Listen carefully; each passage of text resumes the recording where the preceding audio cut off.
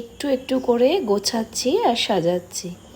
আমার mini blog day 107-এ তোমাদেরকে স্বাগত জানাই। এই পর্দাগুলো আমি মিশো থেকে অর্ডার করেছিলাম, এত সুন্দর আসবে সত্যিই ভাবিনি। যাই হোক, আমার জানলার মাপ অনুযায়ী আমি ওটাকে ভালো করে টেলারকে দিয়ে সেলাই করিয়ে নিলাম। কীরকম লাগছে ওভারঅল লুকটা অবশ্যই জানিও। এদিকে জানলার পর্দা তো হয়েছে, নেক্সট দিন তোমাদের দরজার পর্দার কিভাবে কি করলাম সেটাও দেখাবো। কাজটা সেরে নিয়ে পার্লারে গিয়ে নেল এক্সটেনশন করে নিলাম। অনেকদিন নেলটা বেশ খালি খালি লাগছিলো, কেমনই লাগছিলো। আমি তো নেল এক্সটেনশন করে সেই জন্য করিয়ে নিলাম।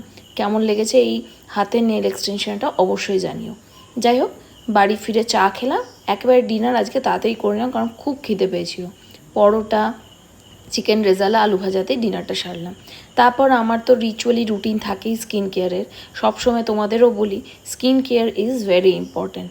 আর এটা আমি আমার ব্লগের মাধ্যমে তোমাদের একটু বেশি বেশি দেখানোর চেষ্টা করি, যাতে তোমরা মোটিভেট হও আর একদিনও যেন স্কিন কেয়ার মিস না হয়। তোমাদেরকে তারপরে জানালাম গুড নাইট। আমার মিনি ব্লগগুলো কেমন লাগে অবশ্যই প্লিজ জানিও।